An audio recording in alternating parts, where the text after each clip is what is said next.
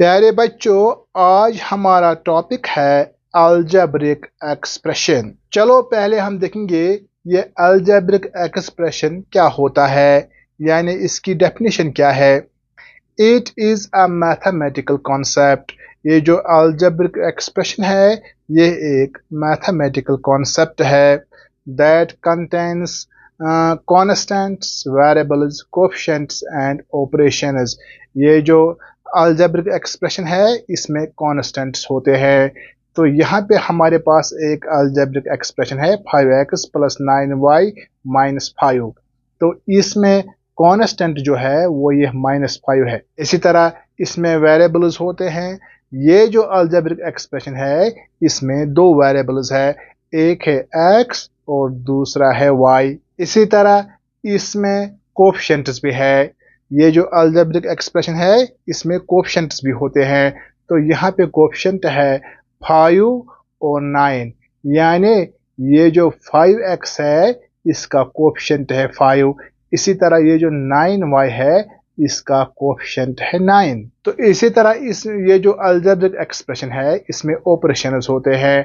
हमारे पास 4 ऑपरेशंस है, एक है प्लस, दूसरा है माइनस और तीसरा है इनटू, और जो फोर्थ ऑपरेशन है वो है डिवाइड। ये जो अलजेब्रिक एक्सप्रेशन है इसमें दो ऑपरेशंस है, एक है प्लस और दूसरा है यहाँ पे माइनस। दोस्तों याद रहे कि ये जो अलजेब्रिक एक्सप्रेशन है इसमें इक्वल का साइन इस्तेमाल नहीं होता है। चलो दोस्तों अब हम देखेंगे कि वेरिएबल क्या है। It is a symbol. ये जो वेरिएबल है ये एक सिंबल होता है, एक निशाना होता है। It represents a known value. और ये जो वेरिएबल है ये एक अननोन वैल्यू रिप्रेजेंट करता है, यानी एक्सप्रेशन में इस वेरिएबल का अननोन वैल्यू होता है। It is represented by small letters. ये जो वेरिएबल है इसको हम स्मॉल लेटर्स से प्रेजेंट करते हैं। यहाँ पे हमने वेरिएबल को x से प्रेजेंट किया है, इसी तरह यहाँ पे हमने इसको y से दिखाया है। चलो दोस्तों अब हम देखेंगे ये कांस्टेंट क्या होता है। It has a fixed value. ये जो कांस्टेंट है ये एक नंबर है जिसका फिक्स्ड वैल्यू होता है। अगर हम यहाँ पे देखेंगे तो यहाँ पे ये जो कांस्टेंट है वो है -5। इसका ये फिक्स्ड वैल्यू है, ये कभी -6 नहीं होगा। चलो अब हम देखेंगे न्यूमेरिकल कोएफिशिएंट क्या होता है। आप कोएफिशिएंट कहिए या न्यूमेरिकल कोएफिशिएंट कहिए। It is a number multiplying a variable. ये जो कोएफिशिएंट होता है ये एक नंबर होता है जिससे वेरिएबल को मल्टीपल किया गया हो। यहाँ पे आप देखिए ये जो 9 है ये एक नंबर है जिसको वेरिएबल से मल्टीपल किया गया है, यानी जिस नंबर को हम वेरिएबल के साथ मल्टीपल करेंगे तो वो नंबर जो है वो कोएफिशिएंट कहलाता है। तो इस एक्सप्रेशन में यहाँ पे कोएफिशिएंट है 5 और यहाँ पे कोएफिशिएंट है 9। तो इसी तरह ऑपरेशंस की बात करेंगे।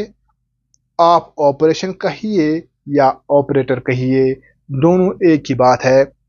ऑपरेशंस हमारे पास 4 होते हैं बेसिक ऑपरेशंस, एक है पॉजिटिव, नेगेटिव, इनटू और डिवाइड। चलो अब हम देखेंगे टाइप्स ऑफ अलजेब्रिक एक्सप्रेशंस, यानी ये जो अलजेब्रिक एक्सप्रेशन है इसके कितने टाइप्स है। तो ये जो अलजेब्रिक एक्सप्रेशंस है इसको मेनली 4 टाइप्स है। तो एक है मोनोमियल, दूसरा है बाइनोमियल और तीसरा है ट्राइनोमियल और जो लास्ट वन है वो है पॉलिनोमियल। अब हम देखेंगे ये मोनोमियल क्या होता है।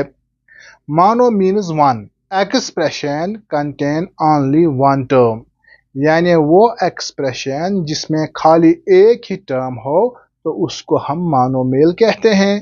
तो यहाँ पे हमारे पास एक टर्म है 7x, ये मोनोमियल है, एक ही टर्म है। इसी तरह दूसरा मोनोमियल है 4x²। और एक है बाइनोमियल, एक्सप्रेशंस हैविंग 2 टर्म्स, यानी वो एक्सप्रेशन जिसमें 2 टर्म्स हो तो उसको बाइनोमियल कहते हैं। By means 2।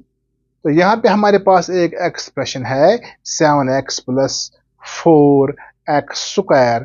तो यहाँ पे दो टर्म्स है, एक है 7x और दूसरा है 4x²। तो यह बाइनोमियल है। इसी तरह ट्राइनोमियल और एक टाइप है, try means 3।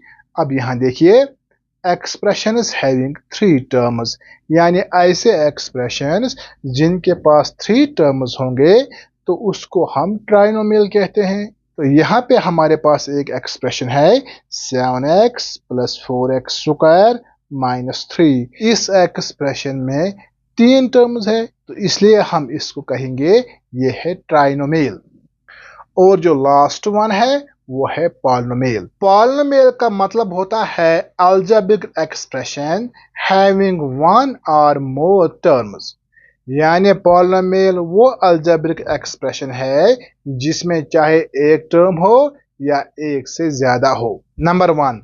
Number 2, exponent must be non negative integer, और जो एक्सपोनेंट होगा वो हमेशा नॉन नेगेटिव होना चाहिए, या हम ये कहेंगे कि ये जो एक्सपोनेंट होता है वो हमेशा होल नंबर होना चाहिए। दोस्तों, ये हमारे पास 3 एक्सप्रेशंस है, लेकिन ये पॉलिनोमियल्स नहीं है। अगर आप यहाँ पे देखेंगे तो यहाँ पे ये जो एक्सपोनेंट है वो है नेगेटिव, तो इसलिए ये पॉलिनोमियल नहीं हो सकता है। मैंने आपको पहले ही कहा, ये जो पॉलिनोमियल है इसका एक्सपोनेंट हमेशा नॉन नेगेटिव इंटीजर होता है। अब यहाँ देखिए, यहाँ पे हमारे पास दूसरी एक एक्सप्रेशन है। ये एक्सप्रेशन है, यह भी पॉलिनोमियल नहीं है।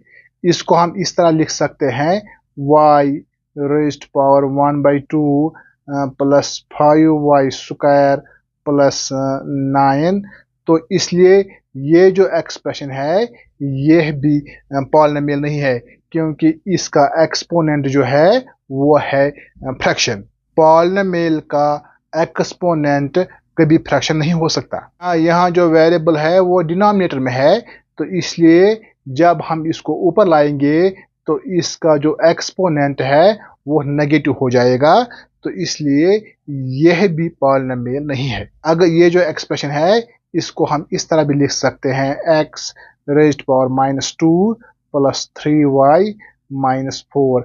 अब यहाँ देखिए, यहाँ पे एक्सपोनेंट नेगेटिव आया है, तो इसलिए यह भी पॉलिनोमियल नहीं है। ये जो पॉलिनोमियल है इसके लिए 3 कंडीशंस है। नंबर 1, ये जो एक्सपोनेंट है वो हमेशा नॉन नेगेटिव इंटीजर होना चाहिए। दूसरी कंडीशन ये है कि ये जो एक्सपोनेंट है वो कभी फ्रैक्शन नहीं होना चाहिए। इसी तरह तीसरी कंडीशन ये है कि ये जो वेरिएबल है वो कभी डिनोमिनेटर में नहीं होना चाहिए। चलो दोस्तों, आप यहाँ देखिए, ये जो एक्सप्रेशन है ये पॉलिनोमियल नहीं है, क्योंकि ये जो एक्सपोनेंट है वो नेगेटिव है। इसी तरह यहाँ पे जो √y+4 यह भी पॉलिनोमियल नहीं है, क्योंकि यहाँ पे एक्सपोनेंट जो है वो है फ्रैक्शन। इसी तरह यहाँ 1/x+2 ये भी पॉलिनोमियल नहीं है, क्योंकि ये जो वेरिएबल है वो डिनोमिनेटर में है। चलो दोस्तों, अब हम देखेंगे लाइक और unlike terms. Like terms have same variables. दोस्तों, ये जो लाइक टर्म्स होते हैं उनके वेरिएबल्स सेम होते हैं। आप यहाँ देखिए, यहाँ पे टर्म्स हैविंग सेम वेरिएबल्स। अब यहाँ देखिए, यहाँ पे 4xy है और 7xy है, तो ये दोनों टर्म्स जो है ये लाइक। इसी तरह अगर आप यहाँ देखेंगे, यहाँ 8xy और दूसरी टर्म है 9yx। इन दोनों टर्म्स के जो वेरिएबल्स है वो सेम है, तो इसलिए ये दोनों टर्म्स जो है ये लाइक टर्म्स है। कि यहाँ पे हमें कोएफिशिएंट्स को नहीं देखना है, हमें सिर्फ वेरिएबल्स को देखना है। इसी तरह यहाँ पे आप देखिए, लाइक टर्म्स जो है इनके सेम एक्सपोनेंट्स होते हैं। अब यहाँ देखिए, यहाँ पे हमारे पास 2 लाइक टर्म्स है, इनके एक्सपोनेंट जो है वो सेम है। अब यहाँ देखिए, यहाँ पे एक्सपोनेंट 3 है और यहाँ भी एक्सपोनेंट जो है वो 3 है। वेरिएबल्स तो सेम है ही, तो इसलिए ये दोनों टर्म्स भी लाइक टर्म्स है। इसी तरह अगर आप यहाँ देखेंगे तो पहले हमें देखना है कि वेरिएबल सेम है कि नहीं। यहाँ x और y है, यहाँ भी x और y है। अब हमें देखना है एक्सपोनेंट सेम है, यहाँ पे एक्सपोनेंट 2 है, यहाँ भी 2 है। इसी तरह यहाँ भी y पे जो एक्सपोनेंट है वो है 2, जो x पे एक्सपोनेंट है वो भी 2 है। तो हम कहेंगे यहाँ पे वेरिएबल्स भी सेम है और एक्सपोनेंट्स भी सेम है, तो इसलिए ये दोनों टर्म्स जो है ये भी लाइक टर्म्स है। अब लाइक टर्म्स जो है ना, इसके दो कंडीशंस है। नंबर 1, सेम वेरिएबल होनी चाहिए और सेम एक्सपोनेंट्स भी होनी चाहिए। और एक चीज आप देखिए, लाइक टर्म्स एडेड, यानी हम लाइक टर्म्स को ऐड कर सकते हैं। इसी तरह हम लाइक टर्म्स को सबट्रैक्ट भी कर सकते हैं। अगर आप यहाँ देखेंगे 4x और 7x जो है ये लाइक टर्म्स है, इनको हम ऐड करेंगे तो 11x आएगा। इसी तरह यहाँ पे 4xy प्लस 7xy, इनको अगर हम ऐड करेंगे तो 11xy आएगा, क्योंकि ये दोनों जो है ये लाइक टर्म्स है। इसी तरह लाइक टर्म्स को हम सबट्रैक्ट भी कर सकते हैं। अगर हम यहाँ देखेंगे, यहाँ पे एक 7x है एक टर्म और दूसरी है 3x, ये दोनों टर्म जो है ये लाइक टर्म्स है, इनको हम सबट्रैक्ट कर सकते हैं तो 4x आएगा।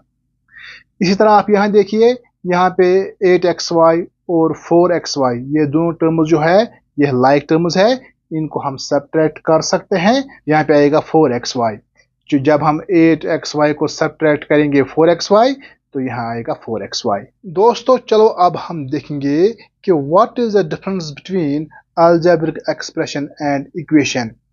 अलजेब्रिक एक्सप्रेशन और इक्वेशन में क्या फर्क है। चलो हम पहले देखेंगे अलजेब्रिक एक्सप्रेशन क्या होता है। जो मैंने पहले ये कहा कि it is the combination of variables, constants and operators.